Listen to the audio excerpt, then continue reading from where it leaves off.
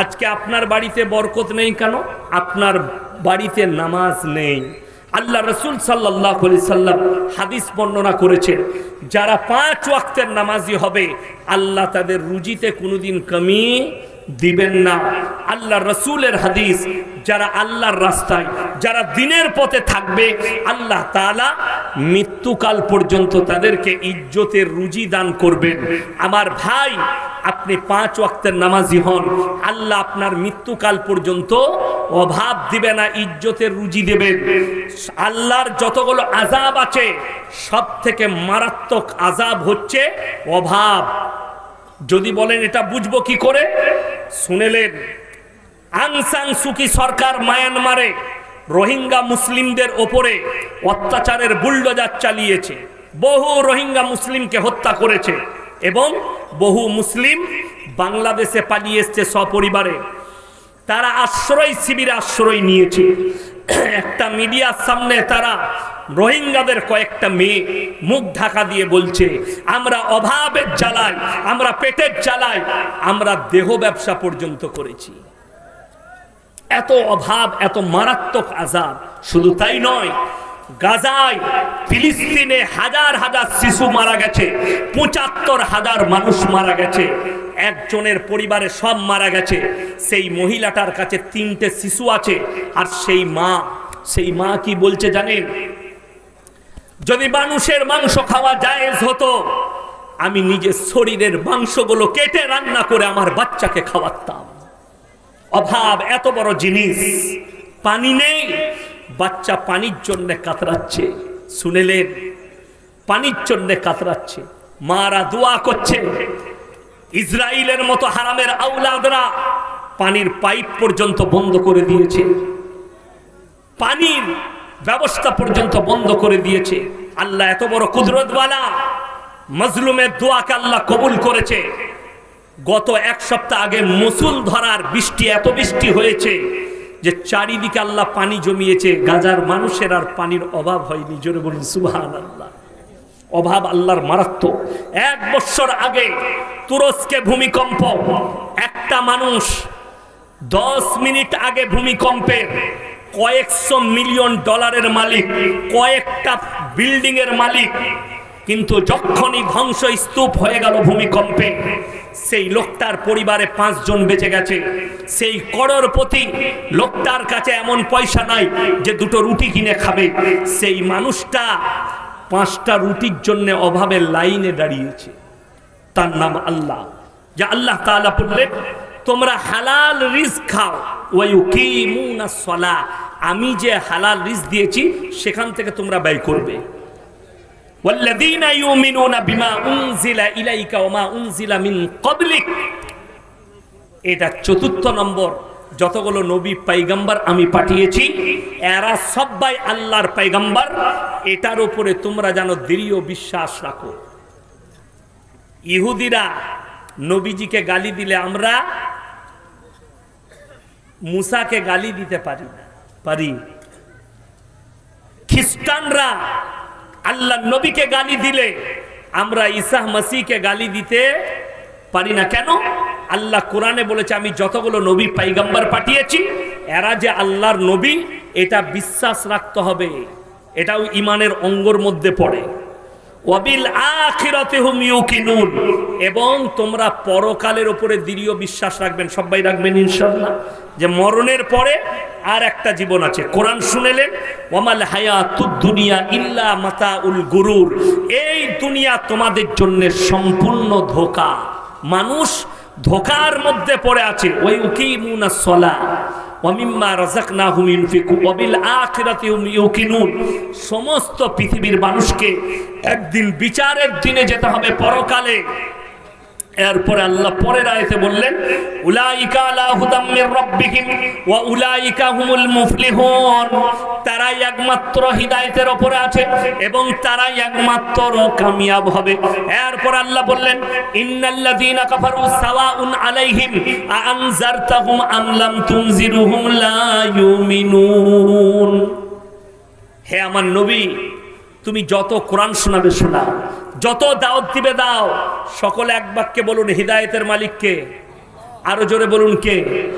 একমাত্র আল্লাহ। যদি আপনাদের মনে হয় ইয়াসিন সাহেবের মতো আরো 10টা বক্তাকে দাওয়াত দিয়ে সারা রাত জলসা শুনবো, আল্লাহ হিদায়েত না দিলে হিদায়েত পাবে না।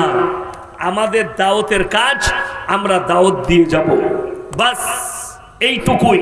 হিদায়েত আল্লাহর তরফ থেকে। আর কোরআনে আছে, যে মানুষ যতক্ষণ পর্যন্ত নিজের পরিবর্তন না চায় সেই জাতিকে আল্লাহ পরিবর্তন দেয় না। আপনাকে চেষ্টা করতে হবে যে আল্লাহ আমি বেনামাজি আছি, ইয়াসিন ভাই বলে গেল আমি কাল থেকে আর নামাজ ছাড়বো না, ফজর থেকেই ধরে নেব। আপনি মনে মনে হচ্ছে আমি সূরা জানি না, দোয়া জানি না, কিচ্ছু জানি না, আপনি ফজর থেকে মাথা ঠুকুন। আচ্ছা, বাংলা বই বেরিয়েছে না বেরোয়নি? নামাজ শিক্ষা বই বেরিয়েছে না বেরোয়নি? বাংলা কোরআন শরীফ আছে না নাই? বাংলা হাদিস আছে না নাই? আরে কিনুন আর পড়ুন, নামাজ শিখে যাবেন। জোরে বলুন সুবহানাল্লাহ। এত সহজ হয়ে গেছে। আপনাকে ইমামের কাছেও যাওয়া লাগবে না। যেটা খটকা লাগবে সেটা আপনি ইমামকে বলবেন, এই বইতে এটা লেখা আছে, দেখুন তো এটা ঠিক কিনা। ইমাম সাহেব আপনাকে ক্লিয়ার করে দিবে, আপনি নামাজ শিখে যাবেন এক সপ্তাহে। এক সপ্তাহে। একটা বোম্বের ছেলে ফোনেতে আমার কাছে নামাজ শিখেছে। কিসে বললাম? ফোনে হোয়াটসঅ্যাপে তাকে দিয়েছি, সে একটা করে মুখস্থ করেছে, আমাকে সেন্ড করেছে, একটা করে মুখস্থ করেছে, সেন্ড করেছে। দোয়া বলেছে, এটা করবে ওটা করবে, সব সে শিখে দিয়ে বলছে হুজুর আমি 5 ওয়াক্তের নামাজ ছাড়ি না, ফোনেতে শিখে নিয়েছি। তো নিজেকে পরিবর্তনের চেষ্টা করতে হবে।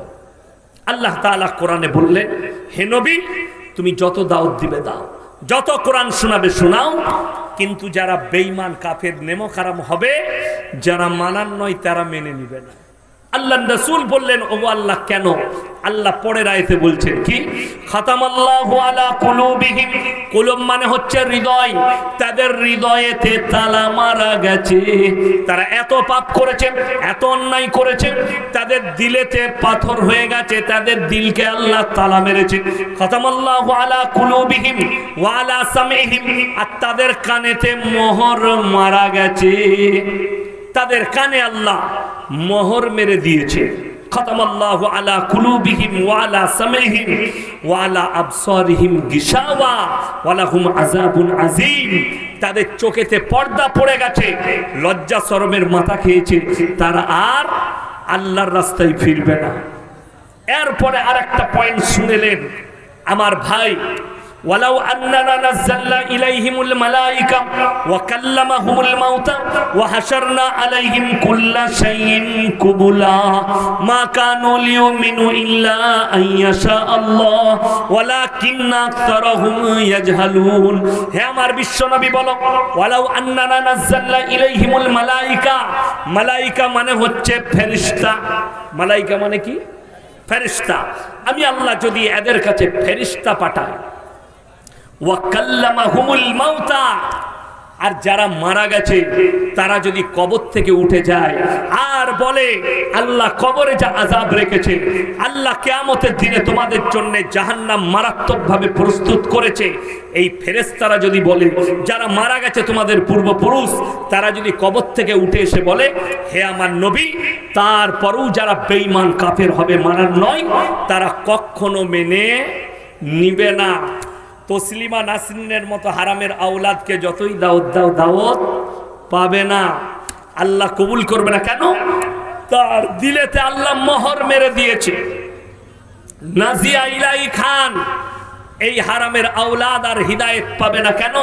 আল্লাহ তার দিলেতে মোহর মেরে দিয়েছে। প্রতিনিয়ত রাসূলকে গাল, কোরআনকে গালি, আল্লাহকে গালি, এতে ইসলামের কোনো যায় আসবে না, এটা মাথায় রাখবেন। সবাই নিয়ত করুন, আজ থেকে আমরা কেউ নামাজ ছাড়বো না। জোরে বলুন না ইনশাআল্লাহ। নিজের পরিবারকে নামাজের দাওয়াত দেন, নিজের পরিবারের কাছে নামাজ নিয়ে আসুন। আজকে আপনার বাড়িতে বরকত নেই কেন? আপনার বাড়িতে নামাজ নেই। আল্লাহ রাসূল সাল্লাল্লাহু আলাইহি সাল্লাম হাদিস বর্ণনা করেছেন, যারা 5 ওয়াক্তের নামাজি হবে আল্লাহ তাদের রুজিতে কোনোদিন কমি দিবেন না। আল্লাহ রাসূলের হাদিস, যারা আল্লাহর রাস্তায়, যারা দিনের পথে থাকবে, আল্লাহ তাআলা মৃত্যুকাল পর্যন্ত তাদেরকে ইজ্জতের রুজি দান করবেন। আমার ভাই, আপনি 5 ওয়াক্তের নামাজি হন, আল্লাহ আপনার মৃত্যুকাল পর্যন্ত অভাব দিবে না, ইজ্জতের রুজি দেবেন। আল্লাহর যতগুলো আযাব আছে সব থেকে মারাত্মক আযাব হচ্ছে অভাব। যদি বলেন এটা বুঝবো কি করে, শুনেলেন আং সান সুকি সরকার মায়ানমারে রোহিঙ্গা মুসলিমদের ওপরে অত্যাচারের বুলডোজার চালিয়েছে, বহু রোহিঙ্গা মুসলিমকে হত্যা করেছে এবং বহু মুসলিম বাংলাদেশে পালিয়ে এসছে সপরিবারে। তারা আশ্রয় শিবিরে আশ্রয় নিয়েছে। একটা মিডিয়ার সামনে তারা রোহিঙ্গাদের কয়েকটা মেয়ে মুখ ঢাকা দিয়ে বলছে, আমরা অভাবের জ্বালায়, আমরা পেটের জ্বালায়, আমরা দেহ ব্যবসা পর্যন্ত করেছি। এত অভাব, এত মারাত্মক আযাব। শুধু তাই নয়, গাজায় ফিলিস্তিনে হাজার হাজার শিশু মারা গেছে, ৭৫,০০০ মানুষ মারা গেছে, একজনের পরিবারে সব মারা গেছে। সেই মহিলাটার কাছে ৩টে শিশু আছে, আর সেই মা কি বলছে জানেন? যদি মানুষের মাংস খাওয়া জায়েজ হতো, আমি নিজের শরীরের মাংসগুলো কেটে রান্না করে আমার বাচ্চাকে খাওয়াতাম। অভাব এত বড় জিনিস। পানি নেই, বাচ্চা পানির জন্য কাতরাচ্ছে। শুনেলেন, পানির জন্য কাতরাচ্ছে। মারা দোয়া করছে। ইসরায়েলের মতো হারামের আওলাদরা পানির পাইপ পর্যন্ত বন্ধ করে দিয়েছে, পানির ব্যবস্থা পর্যন্ত বন্ধ করে দিয়েছে। আল্লাহ এত বড় কুদরতওয়ালা, মজলুমের দোয়াকে আল্লাহ কবুল করেছে। গত এক সপ্তাহ আগে মুষলধারার বৃষ্টি, এত বৃষ্টি হয়েছে যে চারিদিকে আল্লাহ পানি জমিয়েছে। গাজার মানুষের আর পানির অভাব হয়নি। জোরে বলুন সুবহানাল্লাহ। অভাব আল্লাহর মারাত্মক। ১ বছর আগে তুরস্কে ভূমিকম্প, একটা মানুষ 10 মিনিট আগে ভূমিকম্পের কয়েকশো মিলিয়ন ডলারের মালিক, কয়েকটা বিল্ডিং এর মালিক, কিন্তু যখনই ধ্বংসস্তূপ হয়ে গেল ভূমিকম্পে, সেই লোকটার পরিবারে 5 জন বেঁচে গেছে।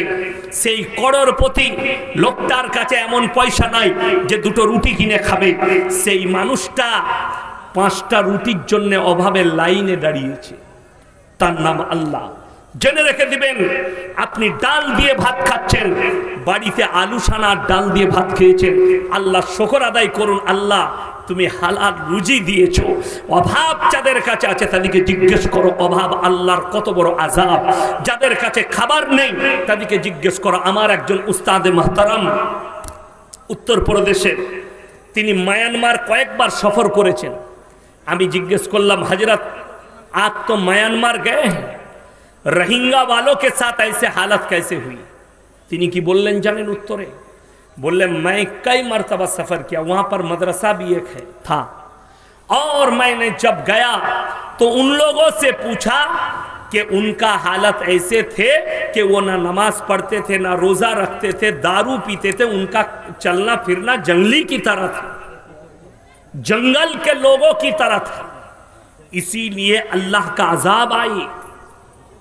আমি যখন গুজরাটে পড়াশোনা করি, গুজরাটের কচবুজ বলে একটা জায়গায় ভূমিকম্প হয়েছিল। যদিও তারিখটা আমার মনে নেই, ইউটিউবে সার্চ করলে পাবেন কচবুজের ভূমিকম্প। আমি তখন স্টুডেন্ট, ওই কচবুজে ওইখানে পড়ি, গুজরাটের সুরাটে কাফলেতা মাদ্রাসা জামিয়াতুল কিরাত কাফলেতায়। আমার উস্তাদে মাহতারাম কারি ইসমাইল বিসমিল্লাহ, আমি তিনার মাদ্রাসায় পড়েছি গুজরাটে। যখন ওই কচবুজে দিনটা ছিল শুক্রবার, ফজরের পরে ময়দানে ক্রিকেট খেলছি, পুরো বিল্ডিং সাপের মতো লাগছে, আমরা মাথা ঘুরে পড়ে গেলাম। কয়েক মিনিটের পরে খবর আসছে পুরো কচবুজ ধ্বংস হয়ে গেছে। খবর নেওয়া হলো যে কচবুজে আল্লাহ এত বড় ভূমিকম্প দিলেন, 3 তলা বিল্ডিং মাটির নিচে, পাশে মসজিদ, আল্লাহর ঘর দাঁড়িয়ে আছে, কিচ্ছু হয়নি। বিল্ডিং গুলো চলে গেছে, মানুষ চলে গেছে গজ তলা দিয়ে ধসে, কিন্তু আল্লাহর ঘর মসজিদ দাঁড়িয়েছে। সেখানে যে মানুষগুলো বেঁচে গেছে তারা একটাই কথা বলেছে, এইখানে মসজিদের বাইরে মানুষ মসজিদের নামাজ পড়তই না, দেয়ালে ঠেস দিয়ে মদ পান করেছে, মসজিদে ছাগল বেঁধে দিত মসজিদের পিঠে, মসজিদের কাছে গোবর ফেলাত। এরা মসজিদের আহমিয়ত করেনি, এরা জীবনে মসজিদে প্রবেশ করতো না, ইমাম একা নামাজ পড়তো, কোনো মসজিদে ইমাম থাকতো না। আল্লাহ সেই জায়গাকে ধ্বংস করেছে, আর আল্লাহর ঘরকে দাঁড় করিয়ে আল্লাহ দেখেছে তোমাদিকে বিলুপ্ত করে দেব, কিন্তু আমার ঘর মেহফুজ থাকবে। জোরে বলুন সুবহানাল্লাহ। নামাজ ওই জন্য কেউ ছাড়বেন না, জোরে বলুন ইনশাআল্লাহ। শেখ ইয়াসিন সমাজসেবী 30,000 টাকা চেক দেবেন। হ্যাঁ করে দেবো ইনশাআল্লাহ এক্ষুনি। ভাই দেখুন, শেখ ইয়াসিন আমার নামেই নাম, সমাজসেবী, উনি 30,000 টাকার চেক দিয়েছে। কি বুঝলেন? আল্লাহ তাআলা উনার হায়াতে বরকত দেখ, বলুন আমিন। আল্লাহ তাআলা উনাকে জাযায়ে খায়ের দান করুক। উনার পরিবারের পূর্বপুরুষ যিনারা চলে গেছেন, আল্লাহ তুমি তাদের সকলকে জান্নাতবাসী করো, তাদের কবরের দিকে জান্নাতুল ফিরদাউসের দরজা খুলে দাও। আল্লাহ এই ভাইয়ের কারোবারে বরকত দাও, রুজি রোজগারে বরকত দাও। আল্লাহ তাআলা উনার সম্মানকে আল্লাহ বৃদ্ধি করে দাও, বলুন আমিন। আল্লাহর ঘরে দান করেছে, আল্লাহ তুমি ওই ভাই ইয়াসিন ভাইয়ের দিকে তোমার রহমতের হাত বাড়িয়ে দাও, বলুন আমিন। আমার ভাই, দোয়া তো আমার দিল থেকে বেরিয়ে গেছে, আর আমার নামে নাম যখন দোয়া সব জায়গাতেই হবে ইনশাআল্লাহ। কথাটা বুঝতে পারেননি? মনে থাকবে, শেষ বক্তার হাতে আমার হাতে 30,000 টাকা দিয়েছিল। আমি কালকের জলসাতেও বলতে পারবো যে আমার হাতে 30,000 দিয়েছিল। আমার প্রত্যেকটা ভাইকে বলছি, নামাজ কেউ ছাড়বেন না, বলুন ইনশাআল্লাহ। আল্লাহ যদি আগামীতে এই গ্রামে কোনোদিন আমাকে আনায়, আমি যেন দেখতে পাই মসজিদ ভর্তি মুসল্লি আছে, আমার মনটা ভরে যাবে। আপনাদের লেগে আরো দোয়া বের হবে। মসজিদটা সুন্দর চকচকে করা বড় জিনিস নয়, এসি লাগানো বড় জিনিস নয়। মুসান্নাব ইবনে আবু শাইবার হাদিস শুনেলেন, আপনার চোখ দিয়ে পানি আসবে। রাসূল সাল্লাল্লাহু আলাইহি সাল্লাম হাদিস বললেন, হে আমার সাহাবীরা শোনো, মুসান্নাব ইবনে আবু শাইবার হাদিস, কিয়ামতের পূর্বে মসজিদগুলো মুসল্লিতে ভরে যাবে। সাহাবীরা বললেন, ইয়া রাসূলুল্লাহ, সেই মুসল্লিগুলো কেমন হবে? নবীজি বললেন, তারা হবে সুদখোর মুসল্লি, বড় বড় অট্টালিকা বাড়ি বানাবে, শপিং মল বানাবে, কিন্তু ইমানদার কেউ থাকবে না। আজকে সময় আছে, আপনার ইমানকে বাঁচান, মসজিদে গিয়ে মাথা ঠুকুন, আল্লাহর কাছে ভালো মন্দ চান, নিজেকে শিরক থেকে বাঁচান, বিবিদিকে পর্দায় নিয়ে আসুন, স্ত্রীকে পর্দায় নিয়ে আসুন, সন্তানকে দ্বীনি শিক্ষা দেন। এই একটা মোবাইল 15,000 টাকা দাম, ঠিক বললাম না ভুল বললাম? আপনার কষ্ট হচ্ছে না আপনার সন্তানকে কিনে দিতে, কিন্তু একটা মানে কোরআনের দাম কত? 250 থেকে 300 টাকা, ঠিক বললাম না ভুল বললাম? আপনি আপনার মেয়েকে 250 টাকা দামি একটা কোরআন কিনে দিতে পারলেন না। স্কুল থেকে এসে তুমি এই মানে কোরআনটা পড়বে। আপনি বুখারী শরীফ বাংলাটা এনে দিতে পারলেন না। হে আমার মা, স্কুল থেকে এসে এই বুখারী শরীফটা পড়বে, তার মধ্যে তারবিয়াত আসবে, তার মধ্যে দ্বীনি কালচার আসবে। আপনি দিয়েছেন, সেই মেয়ে স্কুল থেকে এসে মোবাইল, টিউশন থেকে এসে মোবাইল, সারা রাত মোবাইল, তো সেই মেয়ে পালাবে না তো কে পালাবে? কথাটা বুঝতে পারেননি? বড় কষ্ট লাগে। আপনি আমাদিকে দোষ দিচ্ছেন, মোবাইলকে দোষ দিচ্ছেন, আপনি নিজের দোষটা গোপন করতে চাইছেন। আজকে বর্তমানে সব থেকে বড় অপরাধ, আজকে আপনাদের এখানে নেই কিন্তু আমার বর্ধমানে আছে, আমি নতুন নতুন দেখতে পাচ্ছি, মুসলিমরা বিয়েটা সুন্নত না সুন্নত নয়? সুন্নত। কিন্তু অবাক হবেন, বর্তমানে যে যুগটা এসছে, একটা ইমামকে নিকাহ পড়িয়েছে, ইজাদ কবুল করিয়েছে, তাকে 1000 টাকা দিতেও গায়ে লাগে আমাদের। ঠিক বললাম না ভুল বললাম? অথচ সেই মুসলিম ডিজে ভাড়া করে 3 দিন গান বাজাচ্ছে। আপনাদের এখানে নাই, আমাদের বর্ধমানে আছে। হ্যাঁ আছে? আচ্ছা ভালো, ড্যান্স করবেন আন্ডার প্যান্ট পরে। কি বলবো, বড় কষ্ট লাগে। আচ্ছা, গান বাজনা হারাম না হালাল? হারাম। তাহলে কেউ যদি বিয়েতে গান বাজায়, তাহলে সে হালাল কাম করল না হারাম? হারাম। হ্যাঁ, আমি 1 সপ্তাহ আগে লাইভ একটা বক্তব্য দিয়েছিলাম বীরভূম ডিস্ট্রিক্টে, যে মুসলমান দাড়ি রেখে মাথায় টুপি লাগিয়ে 5 ওয়াক্ত নামাজ পড়ে হারামখোর বাজনার সাথে গান ড্যান্স করে ঘুরছে। আমার বর্ধমানের কথা বলছি, আপনাদের এখানে বাস্তব সত্য কথা বলছি, এটা মিথ্যা নয়। এই মেম্বারে এসে স্টেজে বসে আছি, কোরআন হাদিসের কথা বলছি। মিথ্যা হলে আল্লাহ আমার জুবানকে যেন বন্ধ করে দেয়। এই কথাটা মিথ্যা হলে আল্লাহ যেন আমার কিয়ামতের দিনে হিসেব নাই। আমি মিথ্যা বলিনি, বানানো কথা বলিনি। মুসলমান বুগি বুগি ড্যান্স করছে বিটির বিয়েতে, ব্যাটার বিয়েতে। আমি চ্যালেঞ্জ ছুড়ে বললাম, এই মৌলবীরা বসে আছে, আমি চ্যালেঞ্জ ছুড়ে বলছি, তাদের কখনো নেক সন্তান জন্ম হতেই পারে না। সেই সন্তান, সেই বিয়ের সন্তান নেক হবে না যে বিয়েতে হারাম কাজ হয়। 5000 টাকা ভাড়া করে গান বাজনা করছে, অথচ ইমামকে 1000 টাকা দিবে না ইজাব কবুল করানো। এটাই তো সমাজের দূর অবস্থা। আপনি জিজ্ঞেস করুন রাসূলের জামানায় নিকাহ কোথায় হতো? মসজিদের ভেতরে। কোথায় বললাম? মসজিদের ভেতরে। আর এখন হচ্ছে প্যান্ডেল। বিয়ের দিন ঠিক করছে, বাপ গেছে, বেটা গেছে মেয়ে দেখতে। এখন তো আমাদের সমাজে এসছে, আমাদের বর্ধমান নাম দিয়েছে আশীর্বাদী, নতুন সিস্টেম। আশীর্বাদী কি করছে? ইসলামের মতো আংটি পড়াপড়ি করছে ছেলে আর মেয়ে। ইজাব কবুল করানোর আগে মেয়েটাকে টাচ করাটাও জিনা করার গুনাহ হবে। কথাটা বুঝতে পেরেছেন না পারেননি? যদি বলেন কেন, তার সঙ্গে তো বিয়ে হচ্ছে।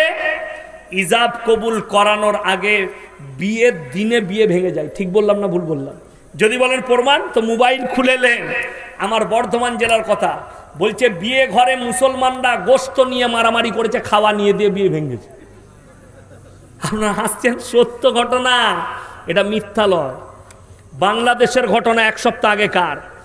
বিয়েতে গোশত কম পড়ে গেছে, লাঠি নিয়ে মারামারি দিয়ে বিয়ে ভেঙেছে মুসলিমদের, আমি কথা বলছি। তাহলে সেই ছেলে মেয়েটা যদি আগে রিলেশন করে থাকে, হারাম না হারাম নয়? জিনা করার পাপ হবে। বড় কষ্টটা কি জানেন? মোবাইল দিয়ে দিচ্ছে মেয়েকে, বিয়ের আগে 1 মাস কথা বলছে প্রেম প্রেমিকের মতো। আরে দুঃখটা ওই জায়গায়, আমার কষ্টটা ওই জায়গায়। সবাই নিয়ত করুন হারাম কাজ থেকে বাঁচবো, জোরে বলুন ইনশাল্লাহ। লাস্টে বলবো, আল্লাহ যাদিকে মাল দিয়েছে, 3টে লোক যদি হাত পাতে, তাদের হাতকে ফিরিও না। কটা লোক বললাম? কথা বলে না? 3টে। وآتِ ذا القربى حقه والمسكين وابن السبيل ولا تبذر تبذيرا। 1 নম্বর, وآتِ ذا القربى, কাছের গরিব যদি তোমাদের কাছে হাত পাতে। আমি এক্ষুনি হাদিস শোনালাম। তোমার পাশের বাড়িতে কে বসবাস করছে দেখো না, সে হিন্দু হোক, দলিত হোক, আদিবাসী হোক, যে ধর্মেরই হোক, ক্ষুধার্ত হলে খাবার দাও, বস্ত্রহীন হলে বস্ত্র দাও, বিপদে পড়লে পাশে দাঁড়াও। কেউ যদি আপনার কাছে হাত পাতে, টাকাটা দিবার সময় একটাই কথা ভাববেন, আল্লাহ তুমি আমাকে দেনেওয়ালা বানিয়েছো, আমাকে হাত পাতনেওয়ালা বানাওনি। এটা শুকর আদায় করবেন আল্লাহ, যে আল্লাহ তুমি আমাকে দেনেওয়ালা বানিয়েছো। 1 নম্বর, ও আতিদাল কুরবা, তোমার কাছের গরিব যদি হাত পাতে, তুমি তার হাতকে ফিরিও না, যা হোক দিয়ে দাও। ওয়াল ইয়াতামা ওয়াল মাসাকিন, এতিম আর মিসকিন যদি হাত পাতে, তাদের হাতকে ফিরিও না। ওয়াবনাস সাবিলি ওয়ালা তুবাদ্দির তাবদীরা, আর মুসাফির যদি তোমাদের কাছে হাত পাতে। এই 3টে ব্যক্তি হাত পাতলে, কোরআন কত সুন্দর বলে দিই, ইন্নাল মুবাদ্দিরিন কানু ইখওয়ানাশ শায়াতিন ওয়া কানাশ শাইতানু লিরাব্বিহি কাফুরা। যারা অপব্যয় করে তারা হচ্ছে শয়তানের ভাই। শয়তান জান্নাতি না জাহান্নামী? তার ভাই হলে কোথায় যাবে? জাহান্নামে যাবে। যদি বলেন অপব্যয় কাকে বলে? ইসলাম বিরোধী কাজ। কি কাজ বললাম? ইসলাম বিরোধী কাজ, আল্লাহ রসুল বিরোধী কাজ, কোরআন বিরোধী কাজ। গান বাজনা, মদ, গাঁজা, আফিং, জুয়া, এই ধরনের কাজগুলো হচ্ছে হারাম কাজ। আর এই জায়গায় পয়সা লুটানো অপব্যয়। আজকের সবাই সব থেকে বড় মুসাফিরকে কথা বলে না? আমি 339 কিলোমিটার এলাম আমার বাড়ি থেকে, বর্ধমান থেকে। আমার বাড়ি যেখানে, পানাগড় থেকে গলসি থানার, পানাগড় বুদবুদ আর গলসি থানার মিডিল পয়েন্টে আমার বাড়ি। আমার থানাটাই বর্ধমান জেলার শেষ থানা, গলসি থানা। আমার একটা গ্রাম পড়ি, গলসি থানা শেষ। আমি 339 কিলোমিটার এলাম। আমি সব থেকে বড় মুসাফির। আপনারা অনেক টাকা দিয়েছেন। আমি, নবীজি সাল্লাল্লাহু আলাইহি সাল্লাম বলেছেন, জাকিরা, গচ্ছিত সম্পদ কোনগুলো? যে টাকাগুলো আল্লাহর রাস্তায় খরচ করবেন, মসজিদে, মাদ্রাসায়, গরিব, এতিম, মিসকিন, এদের পেছনে খরচ করবেন। জাকিরা, গচ্ছিত সম্পদ। কিয়ামতের দিনে আল্লাহ আর বদলা দিবেন। জোরে বলুন সুবহানাল্লাহ। আমার ভাই, আপনারা অনেক দিয়েছেন, আমি চাইবো না। আমি খালি বলবো, 10 জন আল্লাহর বান্দা 500 করে টাকা আমার হাতে কে কে দিবেন? 10 জন। আমি মুসাফির মানুষ, দোয়া করে যাব। দোয়া দেবো গাড়িতে যেতে যেতে, ফজরের নামাজে দোয়া করবো। আমার ফজর তো রাস্তাতেই হবে। আমি বুঝতে পেরেছি। কে আছে? একজন আল্লাহর বান্দা দেখি 500 করে টাকা আমি 10 জন চেয়েছি, 10 জন ভাই আল্লাহর ওয়াস্তে পরকালের জন্য। আল্লাহ নবী সাল্লাল্লাহু আলাইহি সাল্লাম খালি এলান করলেন মক্কা নগরীতে, ওমা ইউকরিদুল্লাহ কারদান হাসানা, আল্লাহর রাস্তায় কে কি দান করবে বলো। আল্লাহর নবী সাহাবীরা নিজেদের জান মালকে কুরবান করেছে। মাশাআল্লাহ, কি নাম বাবু? আলাউদ্দিন ভাই 500 টাকা। মাশাআল্লাহ, আল্লাহ উনার জানে মালে ইজ্জতে বরকত দেখ, উনার কারবারে ব্যবসা বাণিজ্য রুজি রোজগারে আল্লাহ বরকত দেখ, হায়াতে আল্লাহ বরকত দেখ। কি নাম? সাহাবুল। মাশাআল্লাহ, সাহাবুল ভাই 500 টাকা। আল্লাহ উনার হায়াতে বরকত দেখ, উনার কারবারে ব্যবসা বাণিজ্য